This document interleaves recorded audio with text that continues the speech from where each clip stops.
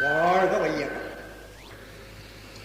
இங்கு இந்த சபையிலே நிறைந்திருக்கும் ஆசிரிய சகோதரிகளே, மாணவமணிகளே, அறிஞர் பெருமக்களே, உங்கள் அனைவரையும் இங்கே ஒருங்கே காணுந்தோறும் உள்ளத்திலே ஒரு பெரிய உவப்பு. இன்று நீங்களெல்லாம் மாணவிகளாக அன்னை தந்தை அவர்களுக்கு கீழே முதல்விகளாக அந்த நினைவோடு இருக்கத்தான் வேண்டும். ஆனால் நாங்கள் உங்களிடம் என்ன பார்க்கிறோம்? எதிர்கால சமுதாயத்தை, இந்த சமுதாயத்திலே உள்ள பல துறைகளிலே உங்கள் ஆற்றல், அறிவு, தொண்டு, வாழ்க்கை ஊடுருவி நிறைந்து பல துறைகளிலே இந்த நாட்டையே உருவாக்கக்கூடிய தலைவிகளை, அரசியல் தலைவிகளை, பேரறிஞர்களை, விஞ்ஞான புதுமையிலே புதிய புதிய கண்டுபிடிப்புகளை செய்யும் சயின்டிஸ்ட், விஞ்ஞானிகளை, இன்னும் நீதிபதிகள், சமுதாயத்தையே சமைத்துக் கொடுக்கக்கூடிய சிற்பிகள் எல்லோரையும் உங்களிலே பார்க்கிறோம். அத்தகைய ஆற்றல் மிக்க பொறுப்பு வாய்ந்த நீங்கள் இங்கே ஒரே நேரத்தில் குழுமி இருக்கும் போது உங்களுக்கு வாழ்த்து கூறும் போல உங்கள் ஆசிரியர்கள் எல்லாம் அமர்ந்திருக்கும் போது இந்த மண்டலத்திலே உங்களை பார்க்கும்போது எப்படி, எந்த முறையில, எந்த அளவிலே எனக்கு மகிழ்ச்சி இருக்கிறது என்பதை சொல்லால் விளக்க முடியாது. மொழியெல்லாம் ஒரு அளவிலே தான் நின்றுவிடும். மொழிக்கு அப்பாற்பட்ட உணர்விலேதான் அந்த இன்பத்தின் அளவு சரியாக மதிக்கப்படும். குழந்தைகளே, ஏதோ அகஸ்மாத்தாக இன்று உங்கள் சந்திப்பு எனக்கு கிடைத்தது, என்னை சந்திக்கும் வாய்ப்பு உங்களுக்கு கிடைத்தது என்பதல்ல. நாம் நல்லது எண்ணி வருகிறோம், நல்ல காரியத்தை செய்து வருகிறோம். இன்னும் உங்களுடைய பெற்றோர்கள் நல்லது எண்ணி நல்லதை செய்து வந்தார்கள். அவைகளெல்லாம் காலத்தாலே பயனாக வேண்டும் அல்லவா? இயற்கையின் நீதி என்னவென்றால், எந்த செயல் செய்தாலும் அதற்கு ஒரு விளைவு உண்டு. எண்ணம், சொல், செயல் எதுவானால் அவ்வாறு நாம் வேண்டுவது, செய்வது எல்லாவற்றிலும் எல்லா செயல்களுமே பதிவு பெற்று அவ்வப்போது விளைவுகளை தருவது அல்லாது, அந்த விளைவுகள் கூட பதிவு பெற்று மீண்டும் மீண்டும் அதே செய்கையும் அதே விளைவுகளும் வந்து கொண்டிருக்கும். எனவே இன்று இந்த சந்திப்புக்கு இதற்கு முன்னதாக பல தொடர்புகள் இருக்க வேண்டும். இதிலே இருந்து நீங்கள் பெறக்கூடிய மாற்றம், அறிவிலே பெறக்கூடிய ஒளி, மனதிலே பெறக்கூடிய ஒரு திடம், உறுதி, இவைகளெல்லாம் எதிர்காலத்திலே பல ஆண்டுகளுக்கு உங்கள் வாழ்நாள் முழுவதும் ஒரு திருப்பத்தை அளிக்க இந்த சந்தர்ப்பம் ஒரு மாற்றத்தை தருமையானால் அது மிகை அல்ல. மாணவிகளே, இப்பொழுது நீங்கள் கல்வி கற்றுக் கொண்டிருக்கின்றீர்கள்.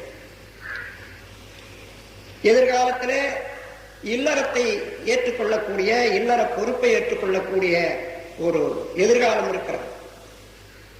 உலகிலே எவ்வாறு உங்களுடைய சேவையை, உங்களுடைய தொண்டினை செய்ய வேண்டும், நீங்கள் எப்படி வாழ வேண்டும் வெற்றிகரமாக, மகிழ்ச்சியாக, மனநிறைவாக என்பதை தெரிந்து கொள்வதற்கு, கற்றுக்கொள்வதற்குரிய காலம்தான் கல்வி காலம்.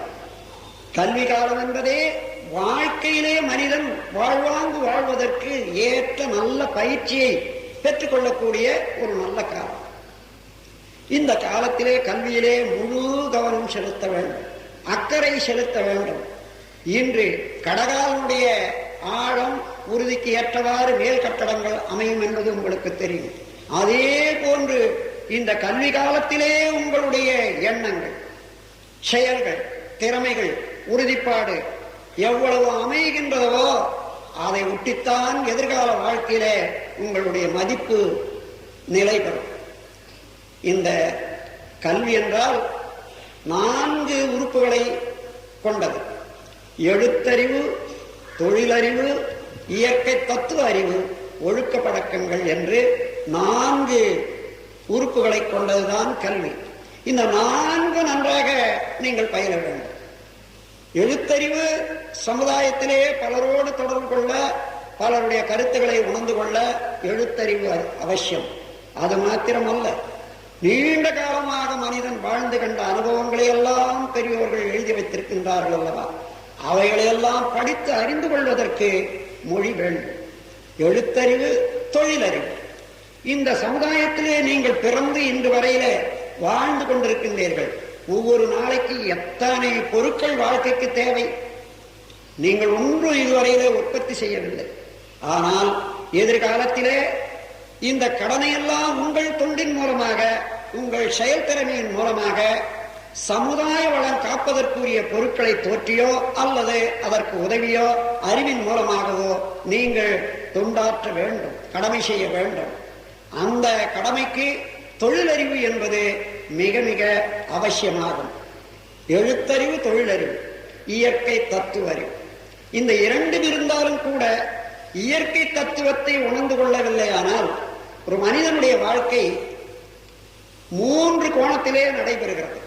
தான், இயற்கை, சமுதாயம். தன்னை பற்றி தெரிந்து கொள்ள வேண்டும். தன்னை பற்றி என்றால் என்ன? உடலு, உயிர். உடல் மாத்திரம் அல்ல மனிதன். உடலுக்குள்ளாக உயிரென்ற ஒரு பெரும் ஒரு ரகசிய பொருள், மறைபொருள் பேராற்றலோடு இயங்கிக் கொண்டிருக்கிறது.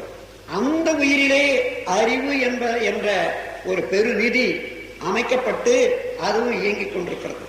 அப்பொழுது உடலை அறிய வேண்டும், உயிரை அறிய வேண்டும். உயிரையே தாங்கி, உயிரையே நிலைக்களமாக வைத்துக் கொண்டு இயங்கக்கூடிய அறிவையும் அறிந்து கொள்ள வேண்டும். இது தன்னை பற்றி அறிந்து கொள்ளுதல். இதே போன்று பல நிலைகளிலே, பல கருத்துகளிலே, பல அனுபவங்களிலே, பல தேவைகள் வித்தியாசத்திலே உலகத்திலே கோடான கோடி மக்கள் வாழ்ந்து கொண்டிருக்கின்றார்கள். அவர்களோடு உறவு கொண்டுதான் நாம் வாழ வேண்டியதாக இருக்கிறது. அந்த உறவு எத்தகைய முறையிலே அமைத்துக் கொள்ள வேண்டும், அவரவர்களுடைய நிலைமைக்கு ஏற்ப நாம் எவ்வாறு அவர்களோடு தொடர்பு கொள்ள வேண்டும், நட்பு கொள்ள வேண்டும் என்பதை தெரிந்து கொண்டு இந்த சமுதாயத்திலே அமைதியாக பழகிக்கொள்ள தெரிந்து கொள்ள வேண்டும்.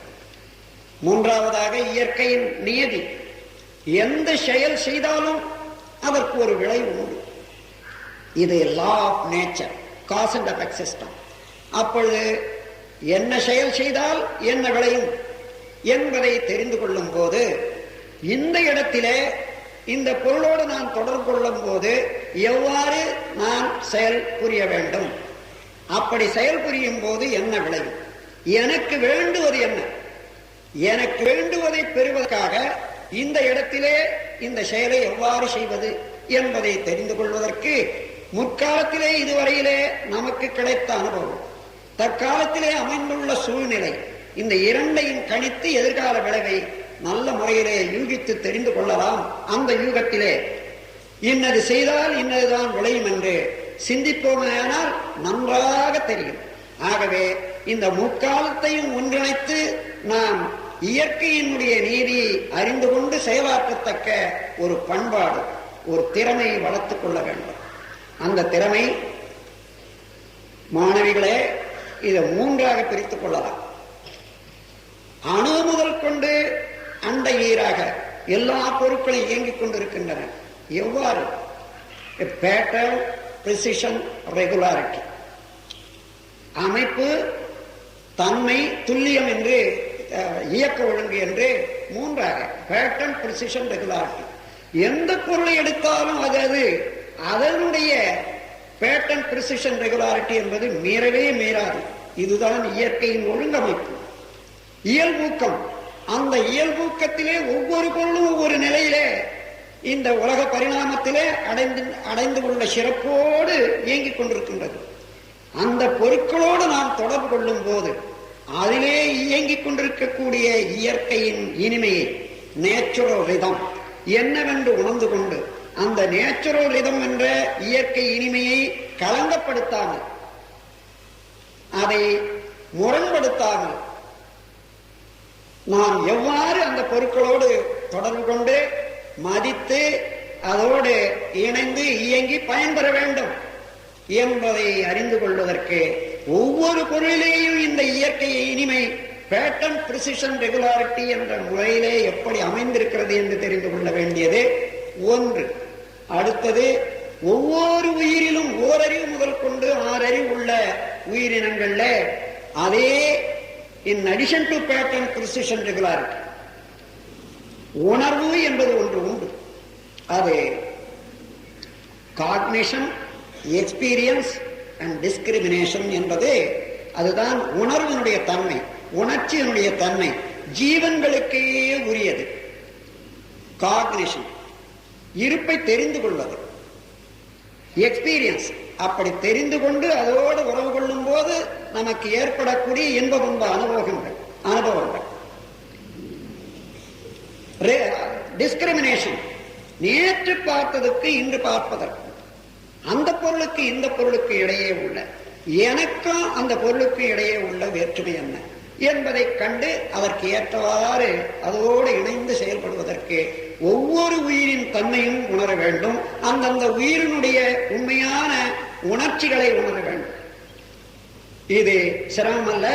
கூர்ந்து சிந்தித்து செயல்படக்கூடிய அளவுக்கு அறிவின் விழிப்போடு நாம் இருந்தோமையானால் நன்றாக ஒரு பூவை எடுத்துக்கொண்டு பார்த்தீர்களே ஆனாலும் கூட அதிலே கூட நாம் எப்படி உறவு கொள்ள வேண்டும் என்பது நன்றாக தெரியும். கொஞ்சம் அழுத்து பிடித்து விட்டால் அது அதோட நசுங்கி போய்விடுகிறது. அதன் பிறகு நமது உள்ளத்திலே மனம் என்பது இருக்கிறது அல்லவா, அதைவிட பெரிய பொருள் பிரபஞ்சத்திலே இல்லவே இல்லை. அப்படி ஏதேனும் ஒரு பொருள் இருக்குமேயானால் அதை கூட மனம்தான் எண்ண வேண்டும், நினைக்க வேண்டும், மதிக்க வேண்டும். அதைவிட பெரிது இல்லையானால் மனம் அதை மதிக்க முடியாது. அத்தகைய மனத்தை உடையவர்கள்தான் மனிதர்கள். ஆகவே அந்த மனம் ஒரு முனையிலே புலன்களை உபயோகித்துக் கொண்டு இயங்கக்கூடிய பல்வேறுபட்ட காட்சிகளை எல்லாம், குணங்களை எல்லாம் அடையத்தக்க நிலையிலே மனமாக இருக்கிறது. அதுவே மனத்தின் நடு மையத்திலே அது எங்கே இருந்து பிறக்கிறதோ அதை நீங்கள் தேடி பிடித்து கொண்டீர்களேயானால் அதான் உயிர் என்ற ஒன்றிலே இருந்து அது படர்க்க நிலை எய்தி மனமாக இயங்குகிறது என்பதை காண்பீர்கள்.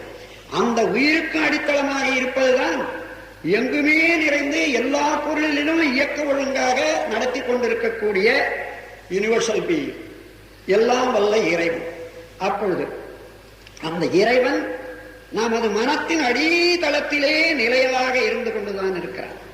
அந்த நிலையான இறைவனுடைய அருள் உயிரிலே வந்து அறிவாக, உயிரின் படக்க நிலையிலே மனமாக இருக்கக்கூடிய ஒரு தன்மையை உணர்ந்து கொள்ள வேண்டும். Other end of your mind is God, Almighty the God. Go in and get more and more என்று சொல்வதுண்டு. உங்களுடைய மனத்துக்குள்ளாகவே உங்களுடைய பிரபஞ்சத்தினுடைய ரகசிய புதையல் அமைந்திருக்கின்றது. அதை அறிந்து கொண்டோமேயானால் அந்த உள்மனம் என்று சொல்லக்கூடிய எல்லாம் வல்ல இறைவன் அவ்வப்போது நமக்கு மனசாட்சி என்பதாக, இன்ட்யூஷன் என்பதாக நமக்கு அருள் புரிந்து கொண்டே இருக்கக்கூடிய நிகழ்ச்சியை நீங்கள் தெரிந்து கொள்ளலாம். அந்த நிலைக்கு முரண்படாது மனதை ஒருமுகப்படுத்தி இணைத்து, அதை கோஆர்டினேஷன் என்று சொல்வார்கள், அந்த முறையிலே நீங்கள் இணைத்து வாழ முடியுமேயானால் முனை மனம் வேறு அடிமனம் வேறு என்று வேறுபடத்தான் மனிதன் மிக மிக சிறியவனாக ஆகிவிடுகிறான். அந்த அடிமனத்தோடு இணைந்து செயல்படக்கூடிய அளவுக்கு நாம் பழகிக் கொண்டோமையானால் பேராற்றல் உள்ள இறைநிலை உணர்ந்து மதித்து நாம் எப்பொழுதுமே அதனுடைய பேற்றினை எவ்வளவுக்கு வேணுமானாலும் பெற்றுக்கொள்ளலாம். அந்த அளவில் அதற்கு பயிற்சி வேண்டும், அவ்வளவுதான். அந்த பயிற்சி மிக சுலபமான பயிற்சி தான். அந்த பயிற்சியை தான் இங்கே மனவளக்கலை என்று சொல்கிறோம்.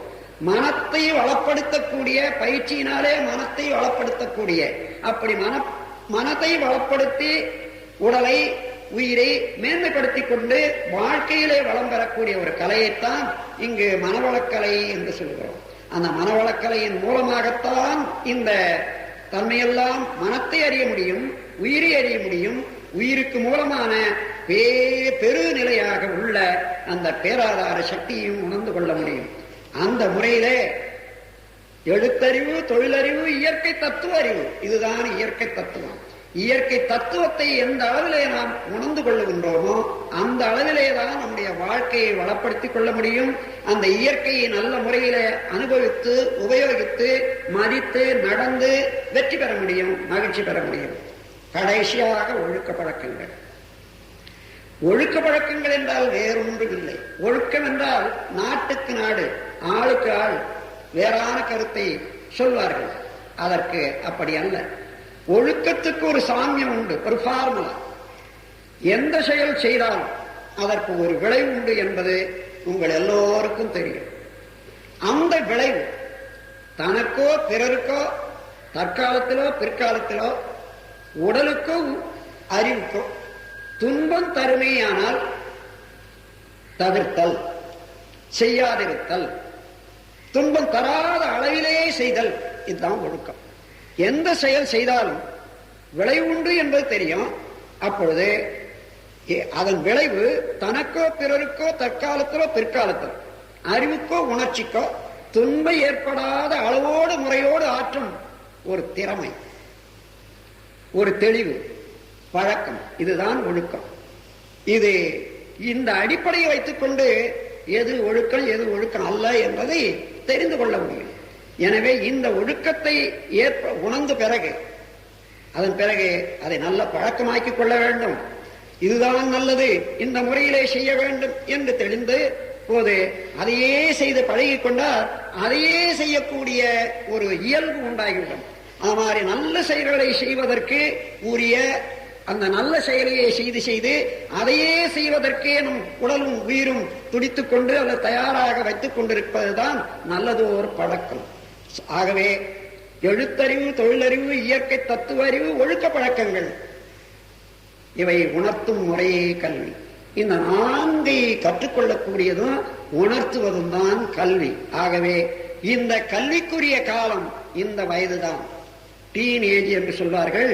இது சாதாரணமாக எழுத்தறிவு அதற்கு முன்னதாகவே நீங்கள் கற்றுக்கொண்டாலும் மற்றவெல்லாம் கற்றுக்கொள்வதற்கு 12 ஆண்டு 10 ஆண்டு முதல் கொண்டு 20 ஆண்டுகளுக்கு உள்ளாகத்தான் இதை செய்ய முடியும்.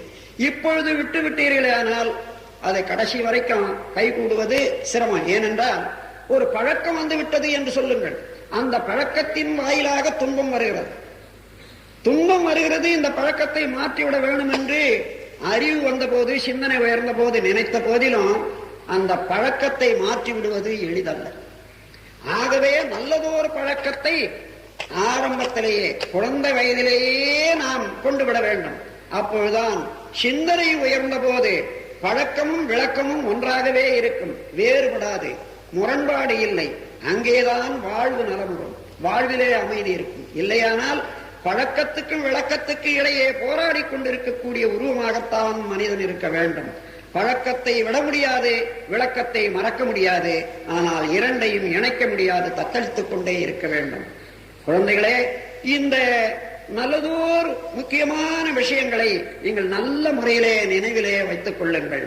இப்பொழுது ஏற்படக்கூடிய பழக்கத்தை நல்ல பழக்கமாகவே ஆக்கிக் கொண்டீர்களேயானால் எப்பொழுதும் வாழ்க்கையிலே இயல்பாக லேசாக அதை வைத்துக் கொண்டே நாம் நல்ல முறையிலே வாழலாம். இப்பொழுது தவற விட்டு விட்டால், வேறு வேண்டாத பழக்கம் ஒன்றை வைத்துக் கொண்டால் அதை எடுத்து விடுவது, அதனால் ஏற்படக்கூடிய தீய விளைவுகள் வேறு. அது மாத்திரம் அல்லாது அது வேண்டாத போது அதை தவிர்த்து விடுவதற்கு கூட முடியாது, நாம் தத்தளித்துக் கொண்டிருப்போம். வாழ்வையே துண்டுபட செய்யும் அல்லது ஓட்டையாக்கிவிடும். ஆகையினாலே நல்லதோர் பழக்கம் என்று கண்டதை இப்பொழுதே பயிற்சியிலே கொண்டு வர வேண்டும். இத்தகைய ஒரு கல்வியை நீங்கள் நல்ல முறையிலே கற்றுக்கொள்ள வேண்டும். இந்த கல்விக்கு மனவளக்கலை எந்த அளவுக்கு உபயோகமாகும் என்பதுதான் இப்பொழுது சொல்ல போறேன். இன்னும் கொஞ்ச நேரத்தில் அதை சொல்லி உங்களுக்கு நான் ஒரு நிறைவு செய்கிறேன். மனவளக்கலை என்ற பெயரே நீங்க பாருங்க, மனதை வளப்படுத்தக்கூடிய ஒரு கல்வி அல்லது கலை, ஒரு விஞ்ஞானம். இப்போ உயிர் இருக்கிறதா? யாரை கேட்டாலும் என்ன சொல்வீங்க? இருக்கிறது. மனம் இருக்கிறதா? இருக்குது. இல்லைன்னு சொல்ல முடியுமா? முடியாது. ஆனா இந்த உயிர் எப்படிமா இருக்கு? அதான் தெரியல சாமி. மனம்தான் எப்படி இருக்குது? அது ஓடிக்கிட்டே இருக்கு. அவ்வளவுதான் தெரியும். ஆனா மனத்தை உடையவர்கள் தானா? உயிரை உடையவர்கள் தானா? இந்த உயிருக்கும் மனத்துக்கு இடையே உள்ள உறவு தெரிந்து கொண்டமையானால் இந்த மனம் ஓடுதுன்னு சொல்றமே, அந்த ஓடுறதை விட நாம உபயோகிக்கிறோம் என்றதான் வரும்.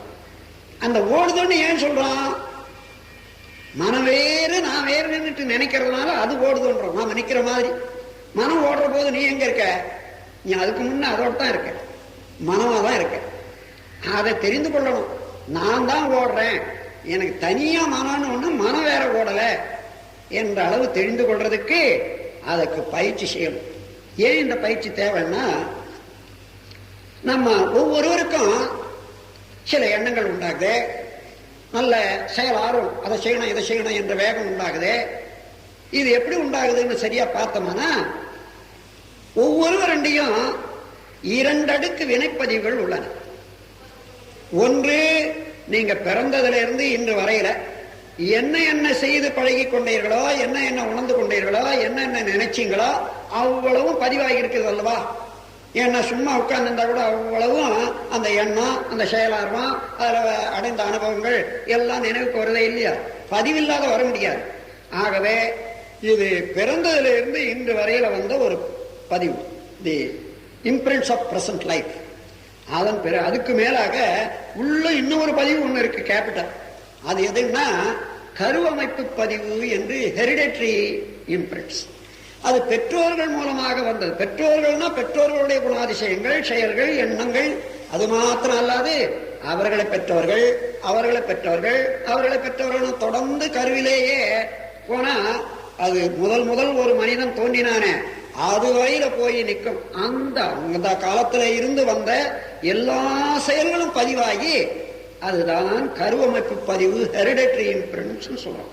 அப்ப நம்ம இடத்துல ஹெரிடேட்டரி இம்பிரிண்ட்ஸ் ஒரு லேயர், அதுக்கு மேல பிரசன்ட் லைஃப் இம்பிரிண்ட்ஸ் ஒண்ணு. இந்த 2 சேர்ந்துதான் the personality of the individual. ஒரு மனிதனுடைய தன்மை, குணம் என்னன்னு கேட்டா இந்த 2 அடுக்கு வினைப்பதிவுகள் தான். அப்ப இதை ஒட்டி நாம இப்பொழுது ஏதோ ஒண்ணு தேவைப்படுது, ஒரு சூழ்நிலையில இருக்கிறோம், இவன் இதுக்கு தகுந்தவாறு எண்ணமும் செயலும் உருவாகுது. எப்படி? அந்த 2 அடுக்கு வினைப்பதிவுகள் என்னவோ அதுதான் கேரக்டர். அந்த கேரக்டர் அடிப்படையாக கொண்டுதான் இதை பார்க்கிறோம், செய்யறோம், இப்படி செய்யணும் என்று நினைக்கிறோம். புதிய புதிய செயல்களையும் எண்ணங்களையும் உருவாக்குறோம். அந்த புதிய புதிய எண்ணங்களின் செயல்களும் வருவதற்கே அடிப்படையான காரணம் இந்த 2 அடுக்கு வினைப்பதிவுகள். இப்போ இந்த பதிவான வினைகள்ல நல்லதும் நல்லனவும் உண்டு, தீயனவும் உண்டு. தீயனா அதை செய்தா அதே போல துன்பம் வரும், அதுதான் தீயன. இப்ப 2மே வரும். ஆனா நமக்கு எப்படி இருக்கணும்? நமக்கு துன்பம் கூடாது. யாராயிலும் துன்பப்படுறதுக்கு விரும்புறீங்களா? இல்ல, துன்பம் கூடாது. அமைதிதான் வேண்டும், இன்பம் தான் வேண்டும், வெற்றி தான் வேண்டும், புகழ்தான் வேண்டும் என்றெல்லாம் இருக்கிற போது அந்த துன்பத்துக்குரிய செயல்களை கழித்து விட்டு மற்றதெல்லாம் மாத்திரம் செய்து வர வேணுமானால் அதுக்கு என்ன வேணும்? இப்ப எழக்கூடிய எண்ணங்களையும் செயல்களையும் முறைப்படுத்திக் கொள்ள. இப்படி இப்பொழுது எழக்கூடிய எண்ணங்களை ஆராயறது, இதனால என்ன விளையும் என்று தெரிந்து கொள்வது, முற்கால அனுபவம், தற்கால சூழ்நிலை, எதிர்கால விளைவுகளை ஒட்டி பார்த்து, இதை திரிகால ஞானம்னு சொல்லுவாங்க. திரிகால ஞானம்னா எங்கேயோ எப்படியோ பெருசுன்னு, அது பெரிய பெரிய ஞானிகளுக்குத்தான் உண்டாகும்னுட்டு ரொம்ப பெருசா நினைக்க வேண்டாம்.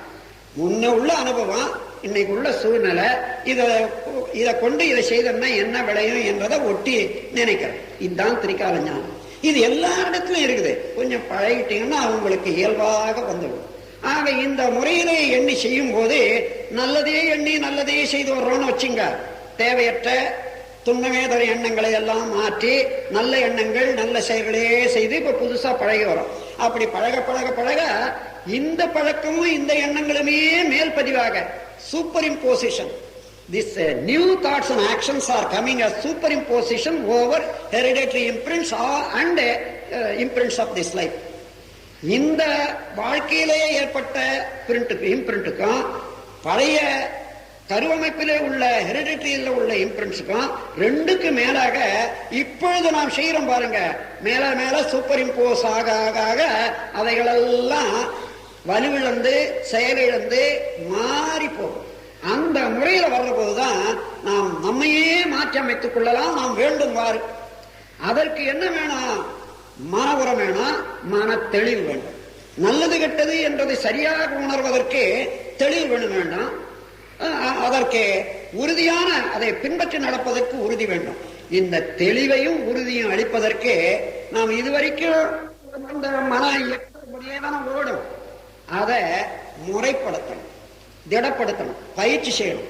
அதற்கு என்ன செய்யறோம்னா மனவளக்கலையில உங்களுடைய உயிர் இருக்கிறதே, இந்த உயிரை உணரச் செய்யறோம். அது மூலாதாரம் என்ற ஒரு இடத்துல இந்த உயிர்ச்சுழல் மையமாக நின்று கொண்டு உடல் முழுவதும் இயங்கிக் கொண்டிருக்கிறது. அங்கே இருக்கக்கூடிய உயிர்ச்சுழலை இங்கே கொண்டு வரணும். இங்கே கொண்டு வந்த பிறகுதான் தெரியும். இப்ப அங்க இருக்குது, எல்லாருக்கும் தெரியல. இங்க கொண்டு வந்த பிறகு தெரியும். இங்க தெரியற போது என்ன செய்வீங்க? அதையே கவனிக்கிறீங்க. அது அசையுது, அப்படி ஒரு வைப்ரேஷன் மாதிரி தெரியுது. அப்போ இதுவரைக்கும் உயிர்ன்றது இருந்து தெரியாத உயிரே இப்ப தெரியுது. அப்படி தெரியப்படுத்துறோம். தெரிந்த உடனே நீங்களே உங்க மனத்தால அந்த உயிரை உணர்றீங்க.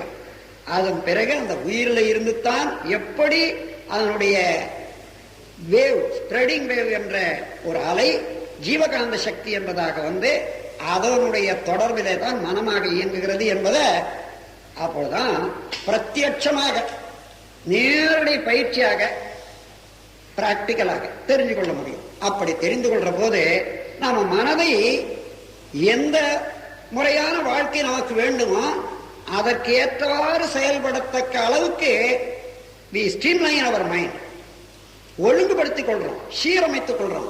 அந்த சீரமைப்பு முதல்ல கொஞ்சம் சிரமமா தான் இருக்கும். கொஞ்ச நாள் ஆனாலும் ஆகட்டும். நமக்கு நல்லதுக்கு என்று தெரிந்த பிறகு அதற்காக செய்வதனால என்ன? ஆகவே அந்த முறையில மாற்றி அமைப்பதற்கு அந்த உயிர் சக்தியை மூலாதாரத்திலிருந்து இங்க கொண்டு வந்து நிறுத்தி விடுவோம். அதை தான் இங்கே உபதேசம் என்று அல்லது இனிஷியேஷன் என்று சொல்றோம். அதை பெற்றுக்கொண்ட ஒரு 10 நிமிஷம் காலையில, மாலையில ஒரு 10 நிமிஷம் அதையே கவனிக்க கவனிக்க இந்த மன அலைகள் பல நிலையில இயங்கிக் கொண்டிருக்குது. உங்கள இந்த சைக்காலஜி படிக்கிறவங்களுக்கு எல்லாம் நல்லா தெரியும். 4 விதத்துல மன அலைகள் இயங்கும். பேட்டா வேவ், ஆல்பா, தீட்டா, டெல்டா. அதாவது விழிப்பு நிலையில டேக்கிங் ஷேப்ஸ் அண்ட் இமேஜ் அந்த மாதிரியில இருக்கிற போது 14 to 40 சைக்கிள் பர் செகண்ட்ல மன அலை இயங்கும். அதுல இருந்து தூக்கத்துக்கு போறீங்கன்னு வச்சுங்க, அப்ப ஆல்பா இயங்க ஆரம்பிக்கும். அது 8 to 30. அதன் பிறகு இன்னும் டீப் ஸ்லீப் ஸ்டேட்ல என்ன ஆகும்னா அந்த மன அலை அது 4 to 7க்கு வந்துடும். இன்னும் அன்கான்சியஸ் ஸ்டேட் வந்ததுன்னா அது 1 to 3ல இயங்கும். இந்த மாதிரி நான் இப்படி இருக்கக்கூடிய ஒரு நிலையில பீட்டாவேவிலேயே இருக்கிற போது உணர்ச்சி பயமாகும், அதிகமான செலவாக நம்முடைய காந்த சக்தி நமக்கு உள்ள ஒரு ஆற்றல் வந்து சில சமயம் எக்ஸாஸ்ட் ஆயிடும். அதனால பல உடல் கோளாறு, மனம் சரியாக இல்லாம வரும்.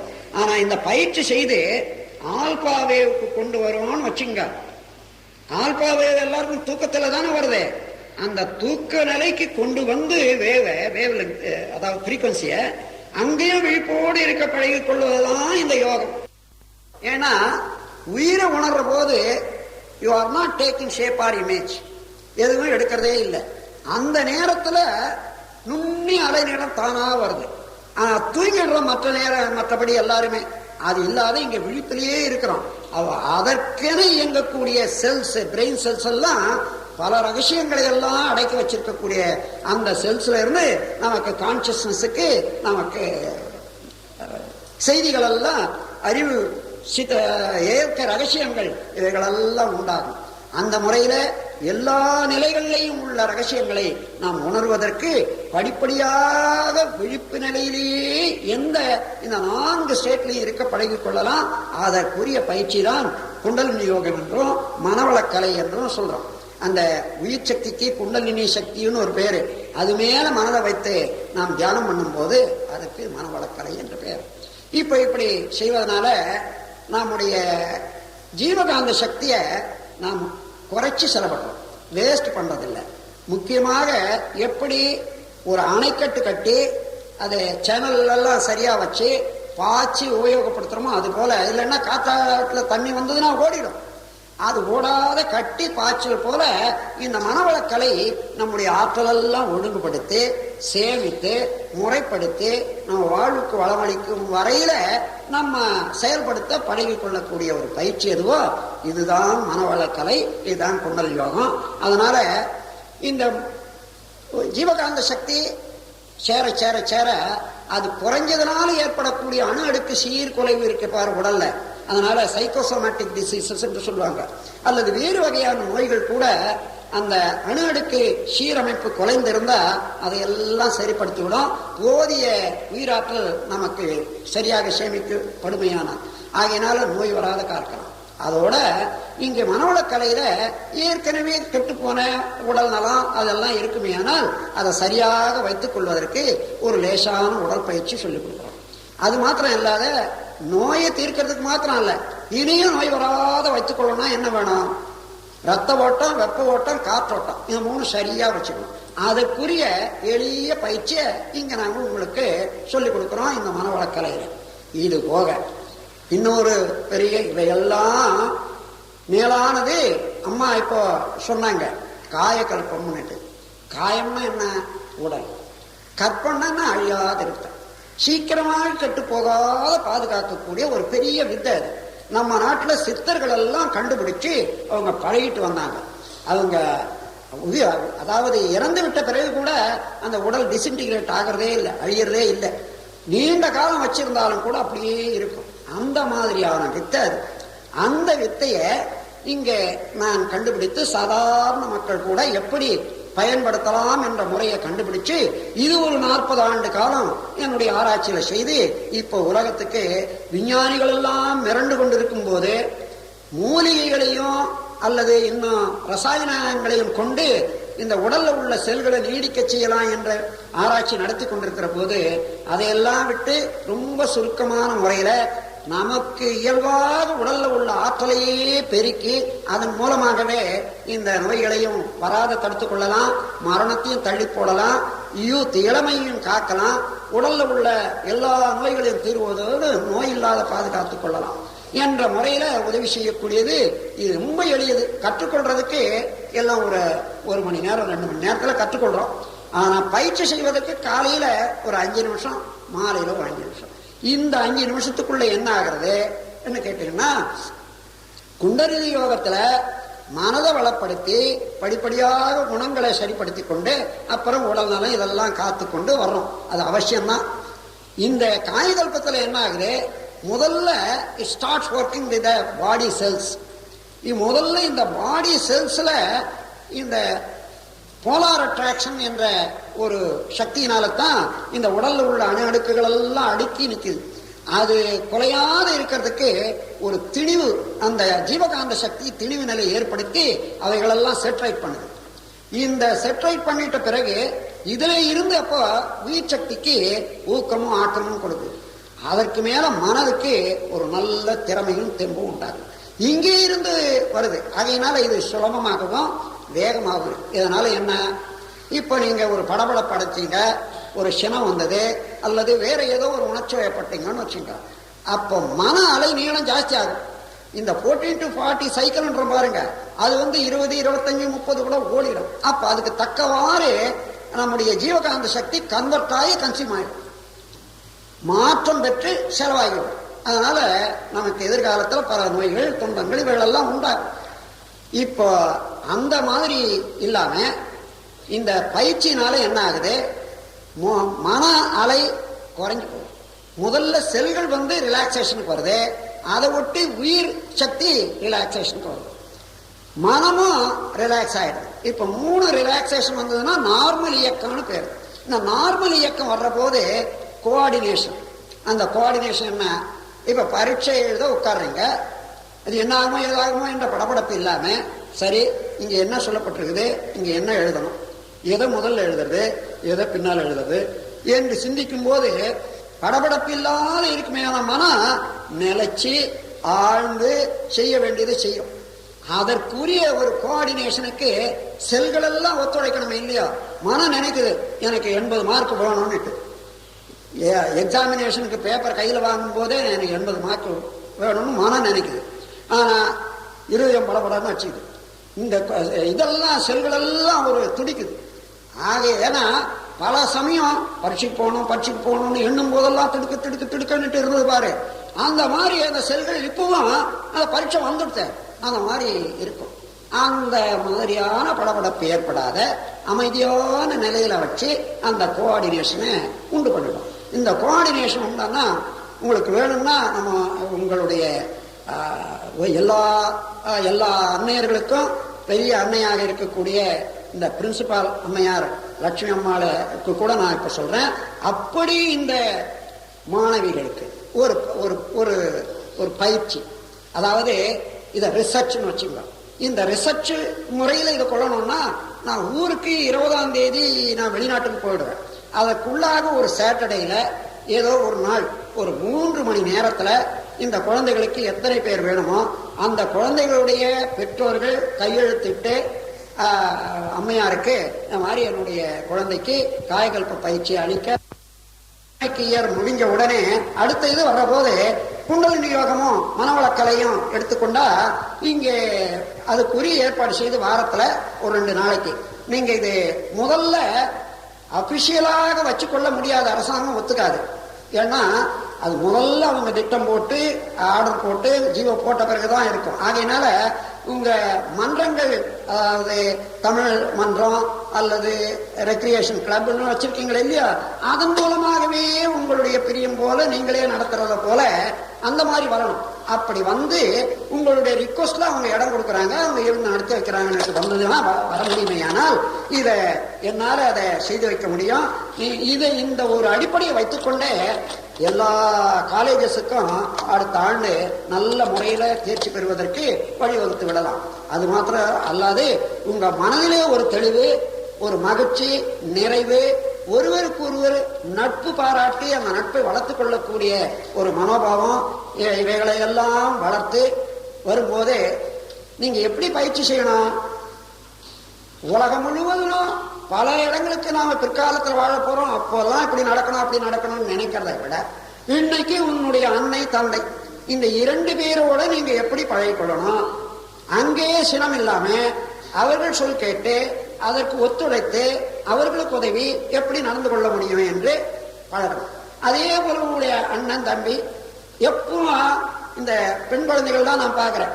அண்ணன் தம்பி இருந்தா காலையிலிருந்து சாயங்காலம் ஆளுக்கு 5 அடி குறைஞ்சபட்சம் வாங்கிடுவாங்க.